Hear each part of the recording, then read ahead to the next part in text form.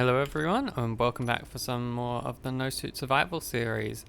It is around the Christmas era now, so I'm probably going to be taking a bit of a break. I have a bunch of family members and stuff around home, so it makes it a little bit hard to do my normal recording in the time that I usually would.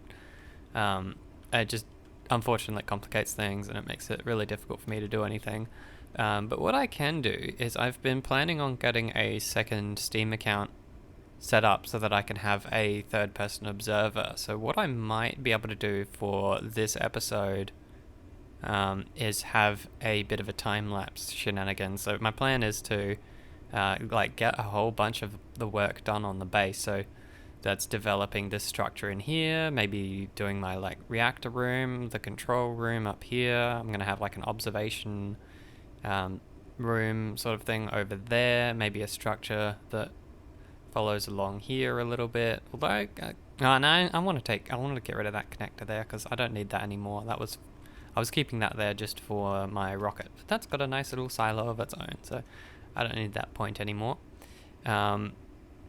So that's probably going to be it for this episode. Unfortunately, it will just be a nice short little time lapse kind of thing of me putting as much of this together as possible, and I'll be able to record that over a few days and then release that on I don't know, somewhere a little bit close to maybe Friday or Saturday, because my time lapses using the software that I use takes ages to render, so it could be a little bit tricky.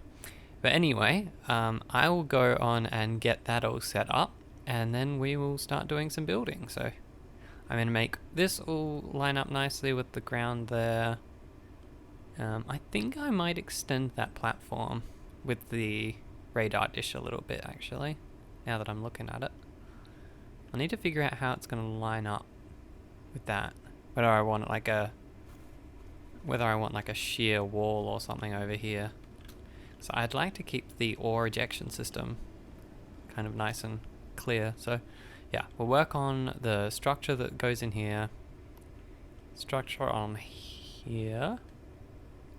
So I think I'm going to leave this open for my cable car sort of idea, which I'm going to have that goes across here. Either across this gap here, or it will go through the hills to a launch pad, which I'll have over there for my big final spaceship or something like that. I'm not sure just yet, so I might leave that one for later, but we'll definitely work on this, and I could also work on my little engineering workshop type room, so putting in a floor here and connecting all of these up to the ceiling and adding all that in. I can put a big gate here and switch around these hydrogen engines to somewhere else, because I want to put a gate in here that you could drive through into this little mining tunnel. And then I'll probably put a wall or something there, something to cover up these welders. I could work on the little courtyard with my safe zone. I could even do some of the roofing work in here. But I should be able to move around a third-person spectator camera at least somewhat decently. I am using it on my laptop, so I'll have to see if it's able to record for long periods, or if it'll overheat, or if it's even actually able to run Space Engineers, which should be interesting in and of itself. But I should get access to some interesting stuff we should get strong unknown signals, because it'll be in multiplayer, which if you don't know, that's a thing where if you set up a game in multiplayer, you get these strong unknown signals, which instead of being 5 kilometers away, they can range from 20 to 200 kilometers away, and they have much better loot drops. The incentive is to get people to race toward them and have PvP fights and squabble over strong unknown signals, but because it'll just be a LAN game where I have a spectator, it's basically just easy pickings for me. So I think the best bet for that will be hopping in my rocket and flying over to them. Although I might need to consider doing some hydrogen shopping. So I think I might be running through my hydrogen fairly quickly if I just keep taking the rocket out, because it goes through, I don't know, 20% of a large tank, 10 to 20% of a large tank on each trip. So it can't go that many trips. The other option would be to fly around in the Albia, but I mean, this thing is just so much faster.